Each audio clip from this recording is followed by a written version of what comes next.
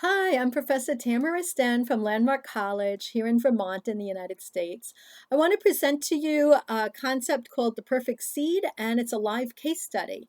And it gives students an opportunity to learn how to engage in sustainable development and marketing in a live hands-on experience. So here we're working with 360 royal quinoa varieties, which are only grown on the shores of the salt flats in Bolivia, South America. So it's a very rare ancient variety of quinoa that's not currently available in world markets. I discovered this quinoa when I was a Fulbright researcher in Bolivia and realized that there was a problem, right? We had competition and slow production created tremendous market loss for indigenous Bolivian quinoa growers who were committed to sustainable development practices. So they weren't able to engage and they did not want to engage in a lot of the agro-industrial methods because they really valued the earth and the gods and the spirits around them, and they wanted to grow quinoa in the most authentic way, which ended up creating the most delicious, organic, robust, nutritious quinoa in the world. So how do we value this, right? How do we bring this ancient story that's not very well known out to markets? So the problem that I discovered when I was doing my research was that the Bolivian quinoa farmers didn't have access to these new markets. And I also found that my entrepreneurship students, could really benefit from trying out some new ideas and not just always reading case studies and theories, but actually being out there in the trenches doing it. So that's where we saw the opportunity. And Perfect Seed is an intersection of education and justice studies.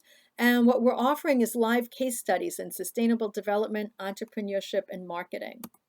So basically what that means is engaging with students to help them be collaborators or partners within an organization to solve sustainability problems.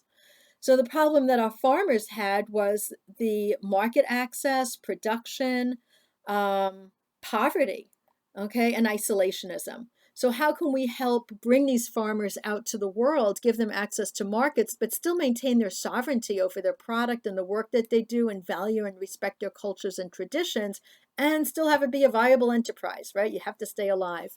So what we did was we created Perfect Seed as a mutually beneficial enterprise. And on the board, we have students and farmers and shareholders, investors, and we build curricula, we educate students, and we open markets. Okay, so we're doing all of the above. And the way we do that is we use a lot of our regular entrepreneurship business tools, the business model canvas, the sustainability lens, the SDGs, Blue Ocean Strategy, HubSpot Academy. So here we have the business model canvas of a average quinoa company, right? Where I'm buying quinoa, I'm repackaging it, I'm selling it, I'm making some money. Okay.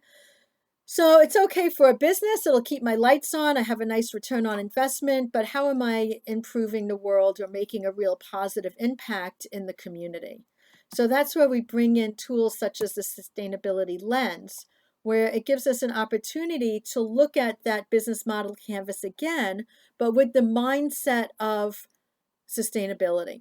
So what that means is we're looking at the areas of resources, health, policy, and exchange. And this tool is based on ideas of indigenous knowledge, solidarity economy, sustainable development, and permaculture.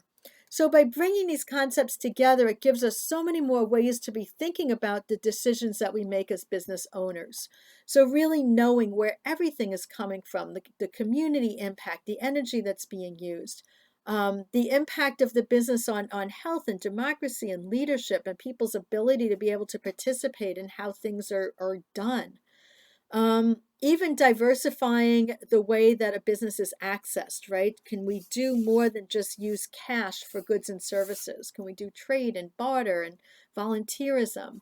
And what about policy? Can we do things differently and really stand up and let people know? So as we take these concepts and we go back and look over that business model canvas, what happens is we get so many more options.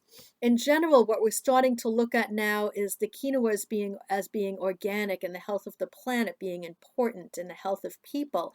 And the spirituality, this quinoa is blessed by the people that plant it by hand. The mutual beneficial enterprise is producer owned in a cooperative. And what that means is that everybody has an equal set at the table. I'm not dictating to these farmers what they need to do. We're working together. Bringing in fair trade principles and dignified wages and food sovereignty, where we're not taking product away from the farmers. Instead, together, we're learning and working directly with new markets. And then giving that student voice and getting them engaged, looking at those native varieties and looking at how we can have a regenerative enterprise, not just one that survives, but one that becomes even more. And when we start taking those ideas and we look at that sustainability lens business model canvas, suddenly it's a lot more robust. We have tremendous more options here. So many more partners to work with in the area of cooperatives, in the area of fair trade and academia. We have so many more things that we're able to do. We're not just selling quinoa now. We're looking at curricula. We're looking at social media. We're telling stories. We're getting people's voices heard. Our resources are more than just the quinoa, it's the producers themselves, and we have a solar powered warehouse, and we're looking at the value that we bring now is so much more than just quinoa, right? Where we're bringing this incredibly high protein, omega-3 fatty acid, this royal quinoa that can't be found anywhere else in the world, and these recipes and this whole culture and legend. But most importantly is we've expanded our customer segments and we're really talking to them based on what their values and needs are. So looking at our retail consumers and restaurants and spas and retreats and also academia. Okay, so we really have a lot going on all at once with the same business model. And what that does is it builds resilience, creativity, fun, options, gives us so many different ways that we can be selling and working together, getting grants, doing trade, volunteerism, and it also helps us to hit a lot more of those sustainable development goals, okay? So everybody's winning at this point. So we're working with poverty and hunger and health and education and gender equality, because we also have that as part of our board. We have fair trade principles and cooperatives, balanced production. So we have all of these new areas. And what that does is it creates that blue ocean strategy for us, right? It gives us something new and different that nobody else is doing. You can look at quinoa and say, well, I can get quinoa at the store, and what do I care about these varieties? But these varieties are unique. We have Caspina and Negra, Toledo, Pandela, and they all can do something different. Okay, so recognizing those differences, right, and those native ways of cooking with it, it really enhances people's recipes. But here's the other challenge that we had, right? You have to keep the lights on. So this quinoa is more expensive to grow, right? Its proper price would be $3,454 for a container of this quinoa being shipped from the point of the ports. Okay, comparing that to the cost of organic fair trade quinoa and the cost of the conventional quinoa, you can see how this is suddenly a huge leap. To the consumer, it comes out to about 50 cents more per pound, but in the supply chain, this is a huge leap. Okay, so what my students did was they created a Kickstarter using our curricula, and they raised $5,700 in the middle of a pandemic by educating people on, hey, there's quinoa.